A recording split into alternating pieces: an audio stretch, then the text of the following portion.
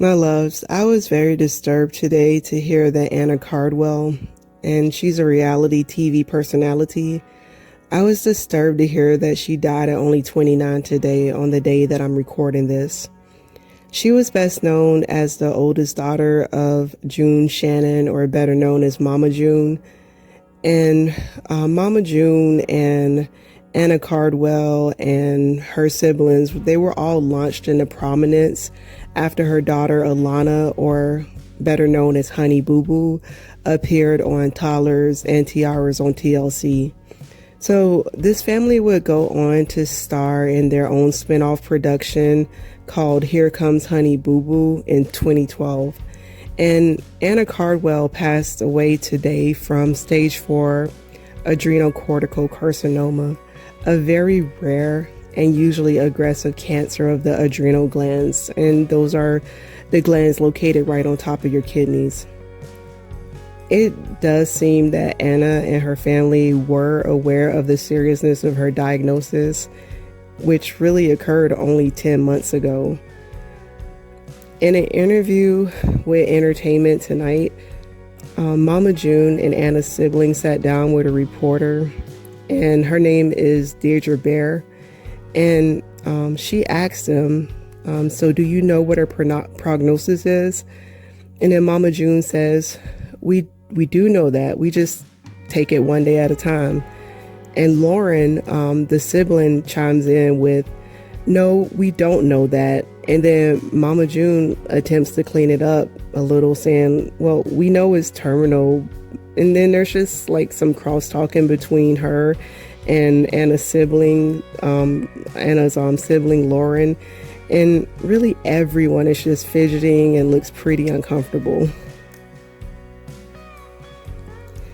And please understand, my loves, this is not to be insensitive or pick on a family who is obviously going through some imaginably hard times. My heart really just breaks for them. This is probably one of the most difficult moments of each of their lives. They all sent out touching statements through their spokespersons, and Alana / Honey Boo Boo even posted a statement herself about her sister, and it was very nice, like very touching. Of course, they want everybody to know how much they cared about Anna and how special she was. Something the family probably can't speak about, but maybe would if they could, I believe, is the conflict that I alluded to earlier that seeped out a little on camera on that Entertainment Tonight interview. You see, I don't follow Anna Cardwell, or I didn't follow her closely, and I can't say that I've ever really watched a full episode of Toddler and Tiaras or Here Comes Honey Boo Boo, but this family has been in the news enough for me to know that there's been serious conflict between them.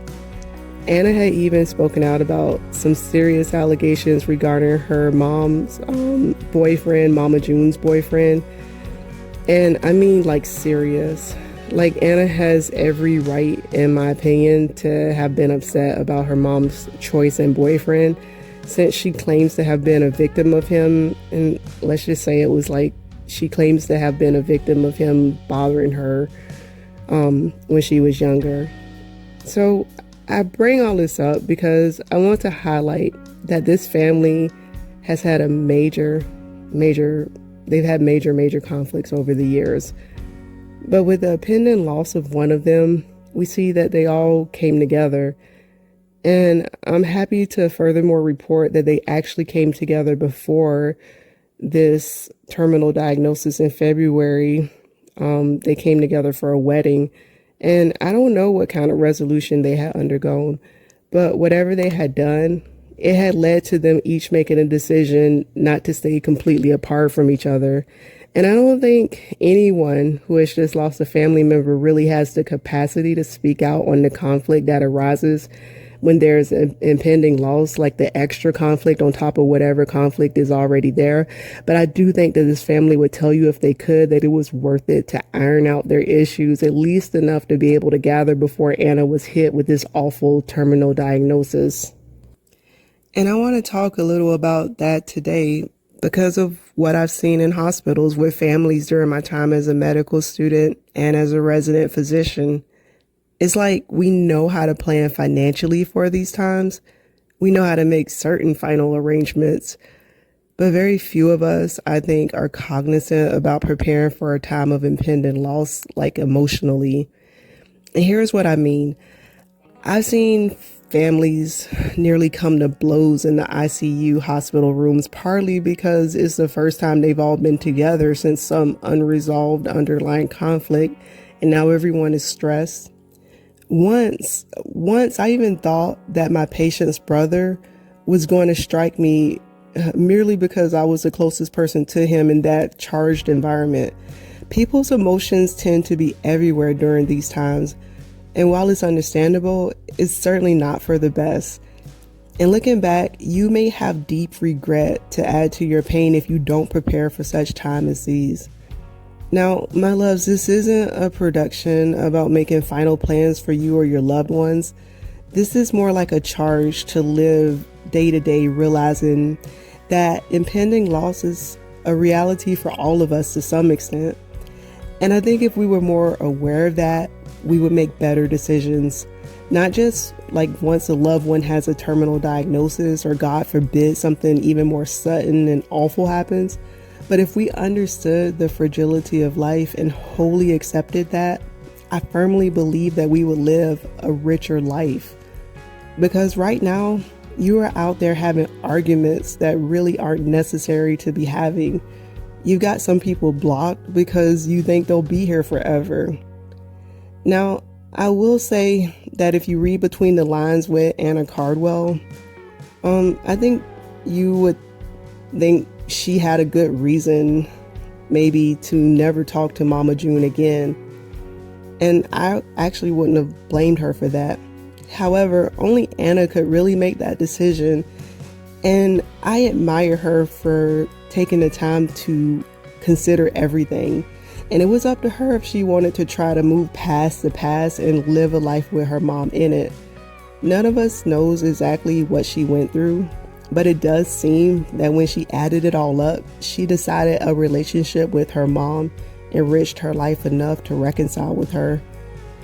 Not all of us would make the same decision, but some of us aren't even considering what we really want to do and whether we would really be okay with the current estrangement situation if that person were diagnosed with a terminal illness tomorrow.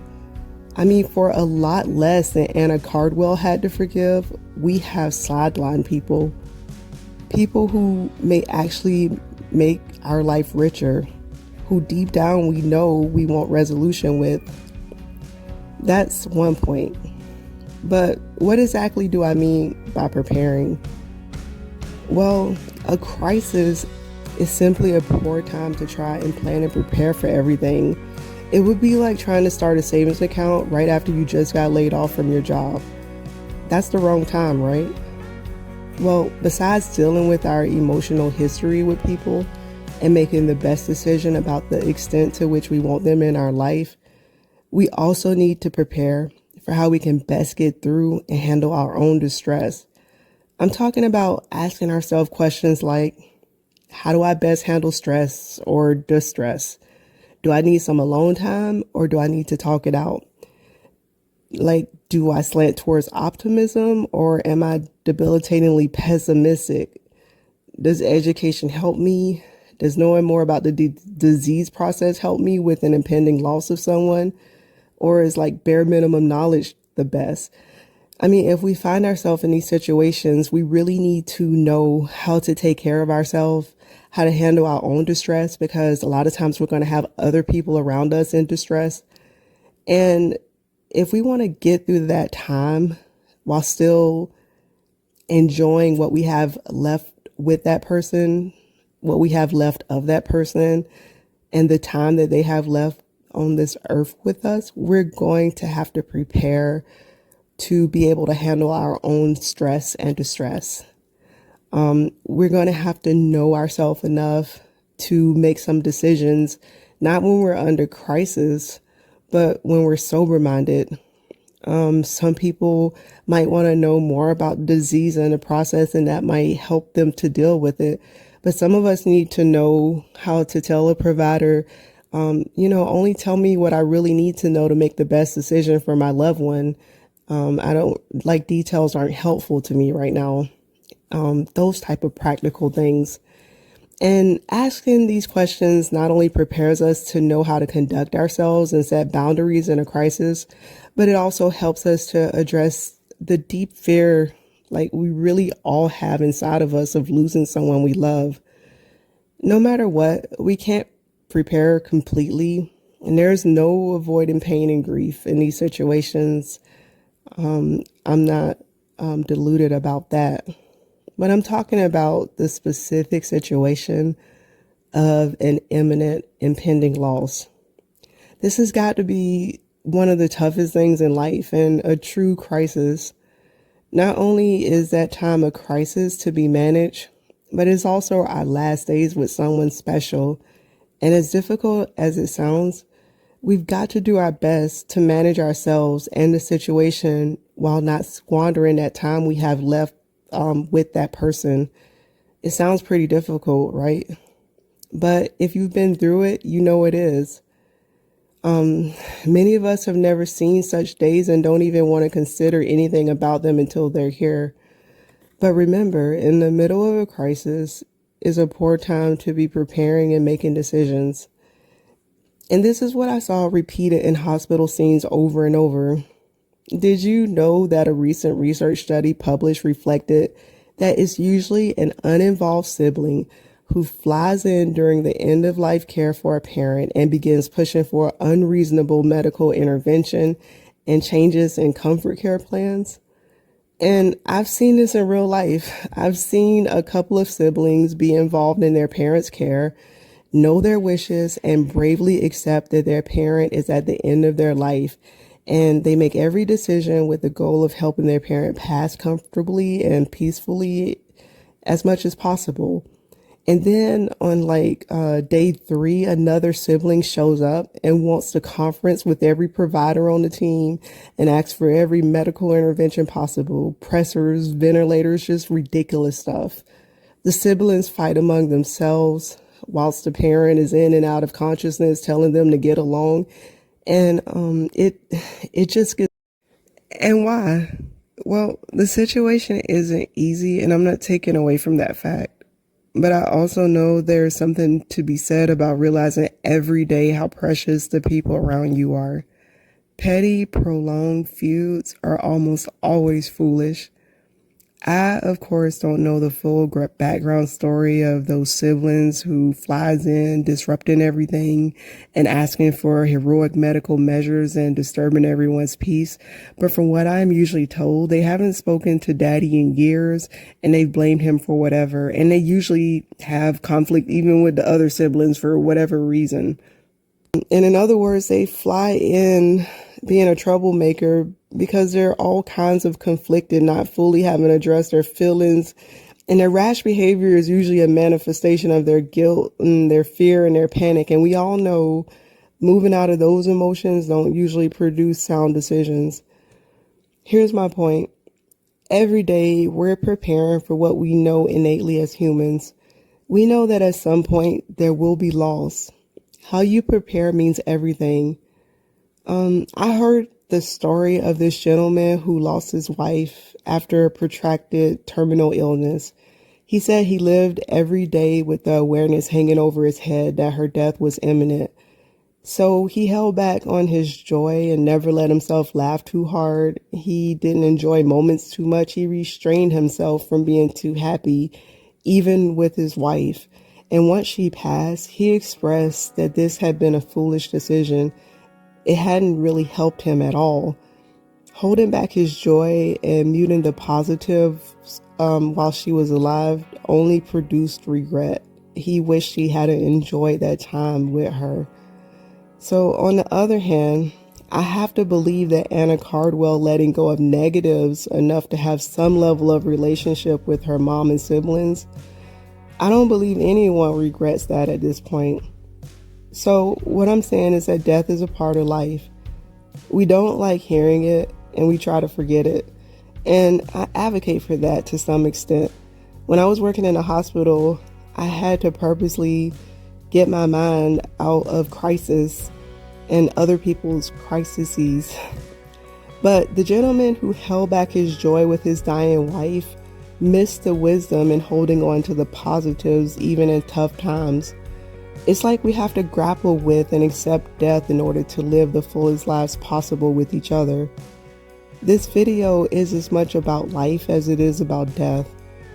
I want to encourage all three of you who are still listening to reevaluate any conflict you have with any other human, especially family and once close friends.